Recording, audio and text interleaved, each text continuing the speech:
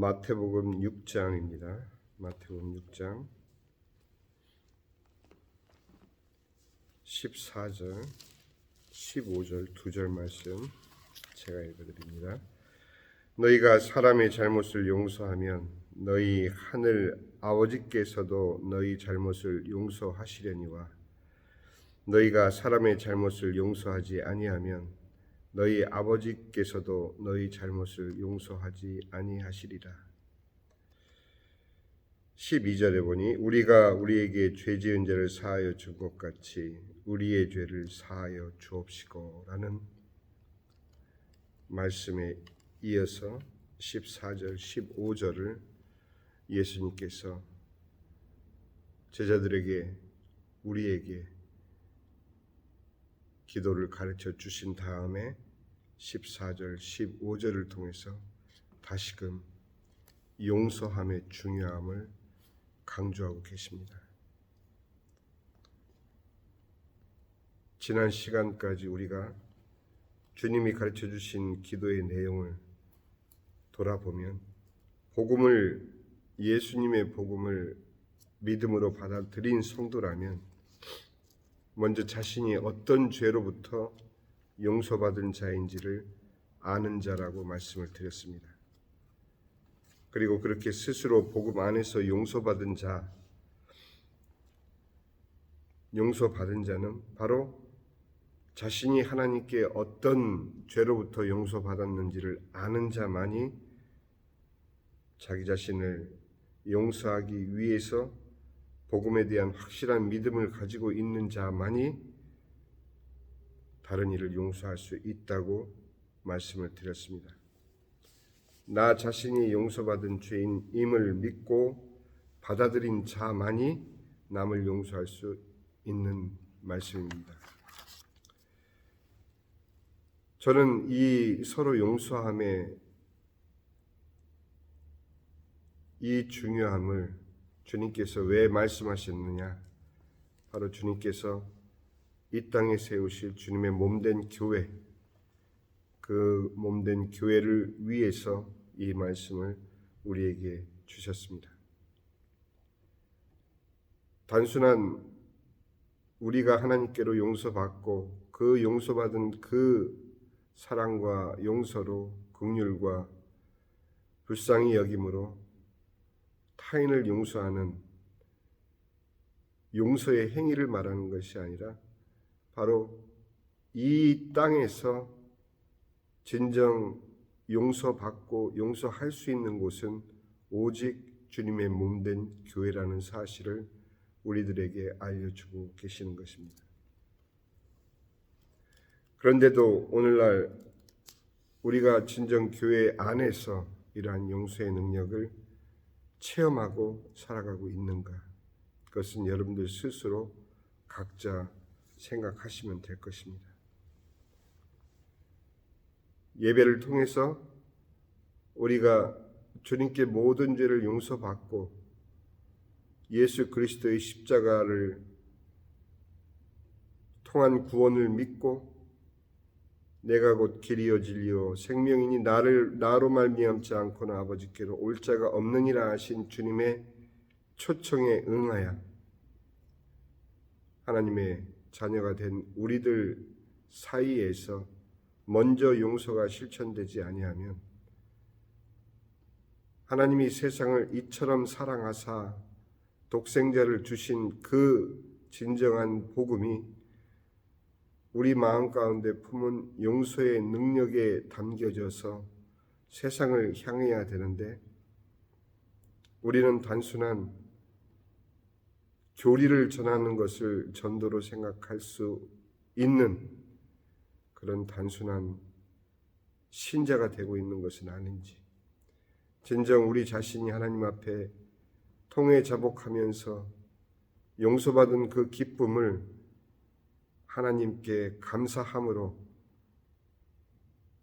몸된 교회 안에서 서로를 용서하고 그 용서된 능력으로 세상을 바라볼 때 비로소 우리의 입술을 통해서 전해지는 예수님의 복음은 입술을 통해서뿐만 아니라 우리가 받은 바 그 용서의 능력이 그대로 흘러나가게 된다라는 것을 주님께서는 주님의 기도를 통해서 우리들에게 말씀해 주고 계시는 것입니다. 그래서 예수님께서는 기도를 저희들에게 가르쳐 주신 후에 다시 한번 남을 용서하는 것이 얼마나 중요한지를 특별히 다시 우리들에게 강조하고 계시는 주님의 심정을 여러분들이 아셔야 됩니다. 주님께서 가르쳐 주신 기도는 단순히 우리가 어떻게 기도하는 방법을 모르기 때문에 가르쳐 주신 것이 아니라 주님의 우리를 향한 그 엄청난 뜻, 하늘에 계신 우리 아버지, 하나님과 우리의 신분, 하나님께서 이 천지를 왜 창조하셨는지, 하나님께서 우리 인간, 여러분과 저를 왜 이 땅에 태어나게 하셨는지에 대한 가장 근본적인 그리고 가장 중요한 하나님의 뜻과 섭리와 계획을 우리들에게 잊지 말라고, 우리가 아버지라고 부르는 그 순간마다 우리의 자녀됨을 확인할 뿐만 아니고 하나님께서 우리를 어떤 목적으로 이 땅에 태어나게 하셨는지를 스스로 알게 하기 위한 하나님의 간곡한 마음이 담겨진 기도의 첫 마디인 것입니다. 하늘에 계신 우리 아버지, Our Father in Heaven. 예수님께서 육신으로 이 땅에 오셔서 성자 예수님께서 육신을 입고 고백하신 이 고백이 바로 성부 하나님을 향한 성자 예수님의 한없는 사랑과 한없는 영광을 돌리는 이 마음을 우리가 그대로 품는 것이 주님께서 가르쳐 주시는 기도의 첫 마디를 아바 아버지를 부르면서 시작하는 이유인 것입니다.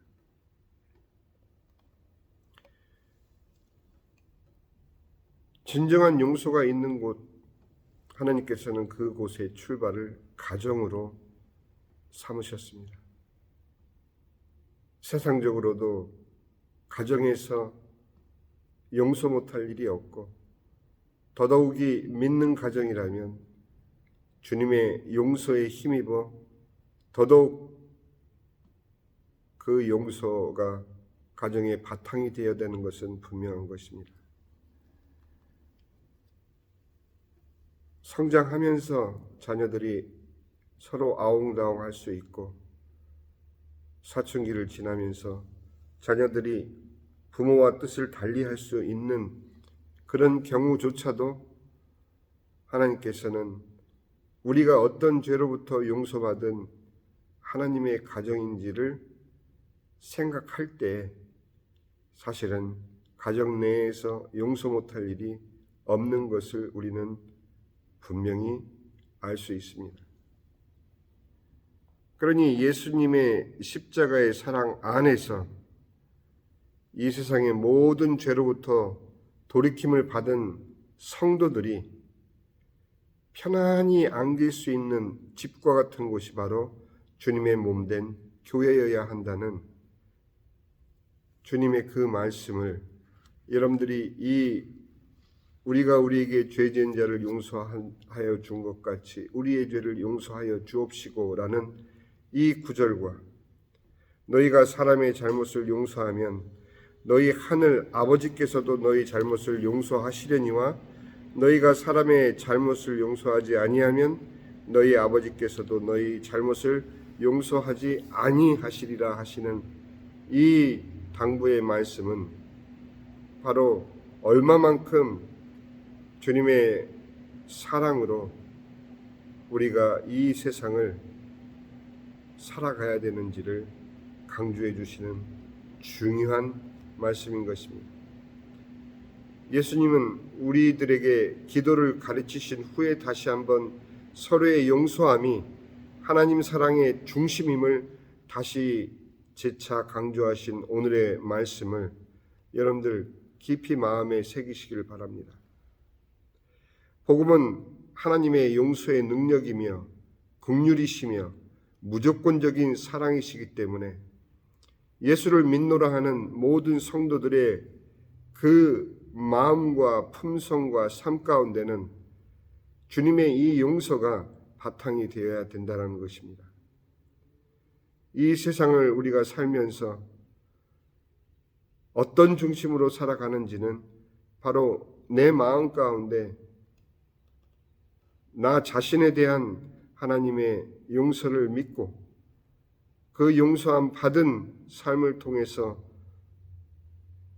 내 이웃과 다른 이를 용서하는 그 삶의 실천이 진정한 우리 스스로가 하나님의 자녀임을 증거하는, 확인하는 가장 복된 믿음의 증거인 것입니다.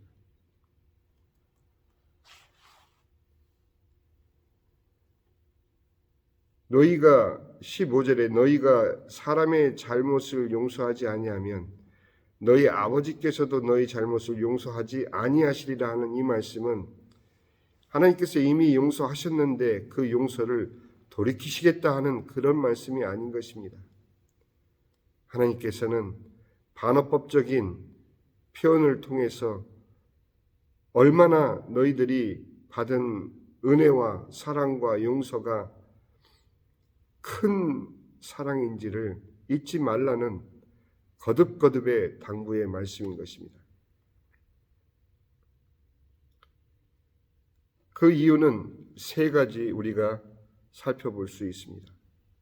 우리의 삶의 관점에서 예수님께서 이처럼 용서의 능력을 강조하심에도 불구하고 우리의 마음 가운데 어떤 중심이 우리의 삶을 이끌어가고 있는지를 오늘 이 말씀을 통해서 돌아봐야만 됩니다.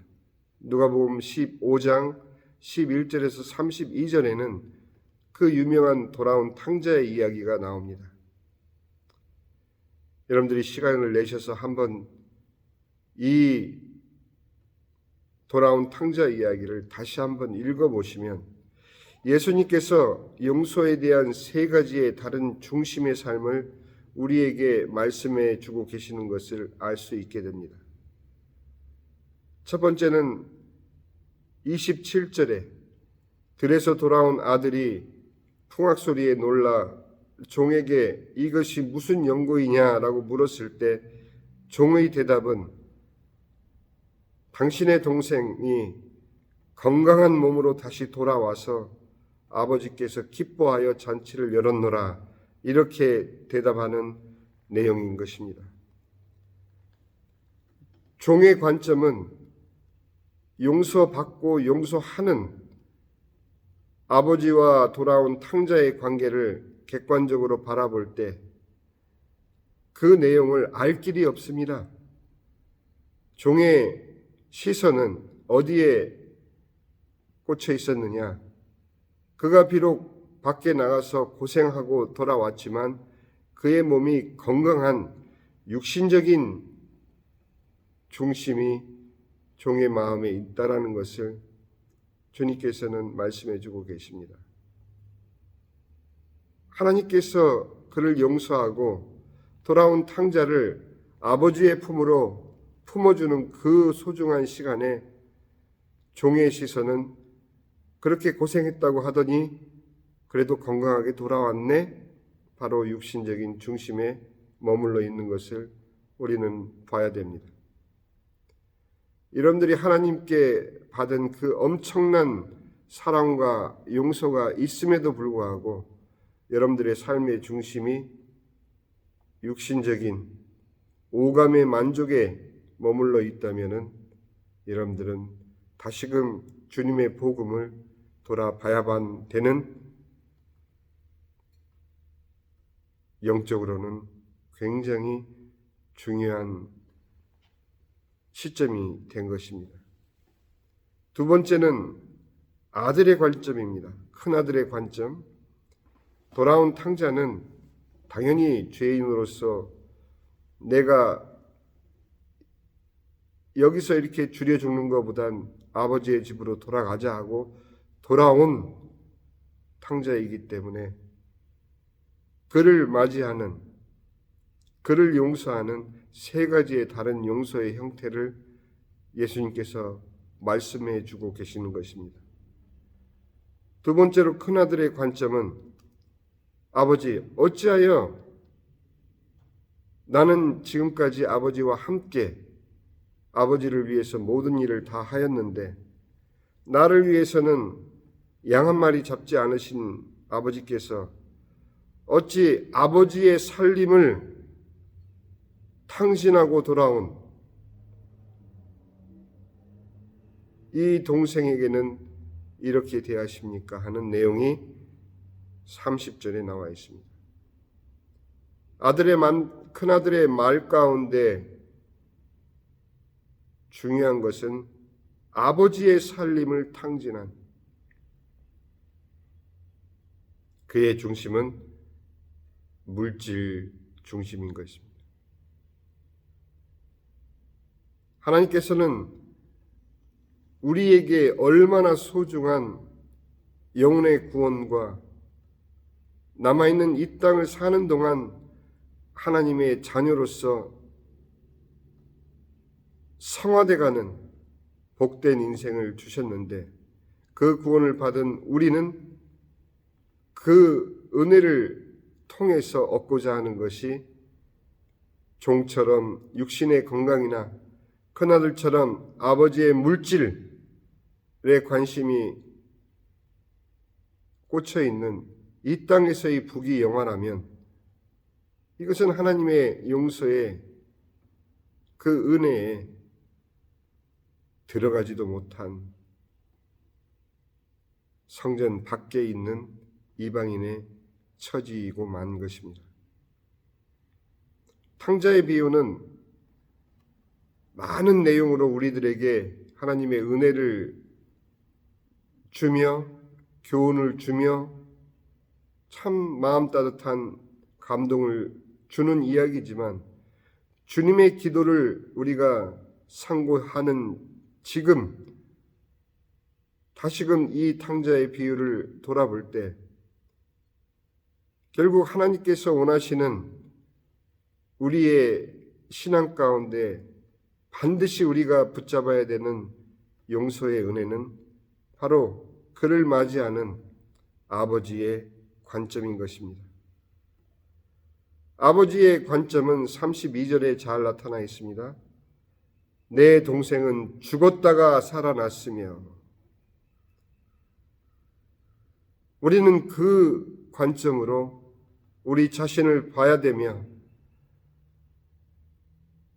죽었다가 살아나서 하나님의 용서함으로 예수 그리스도의 십자가의 구원으로 다시 살아나서 이 세상을 돌아보니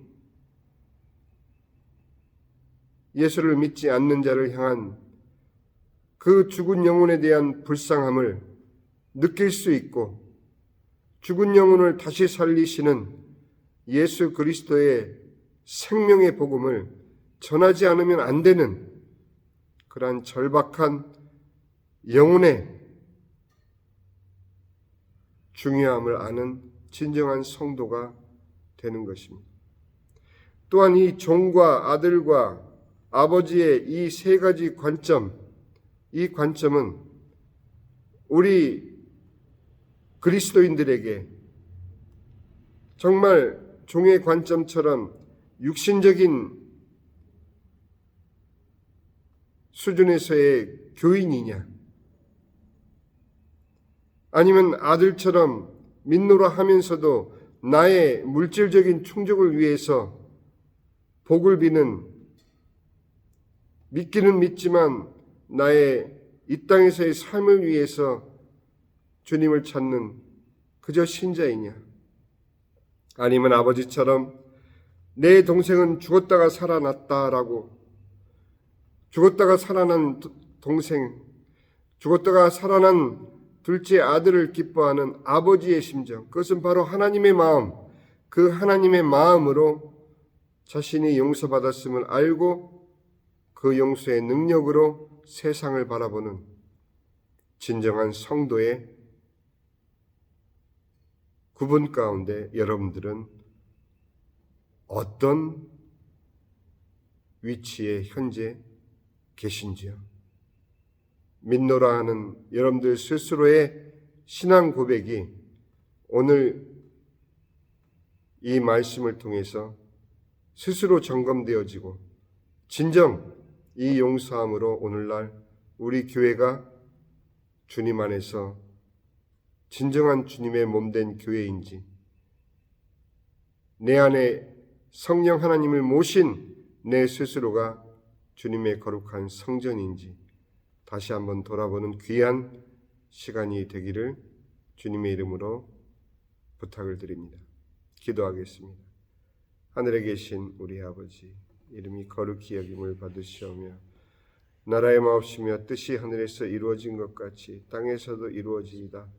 오늘날 우리에게 일용할 양식을 주옵시고 우리가 우리에게 죄 지은 자를 사하여 준 것 같이 우리 죄를 사하여 주옵시고 우리를 시험에 들게 하지 마옵시며 다만 악에서 구하옵소서. 나라와 권세와 영광이 아버지께 영원히 있사옵나이다. 아멘.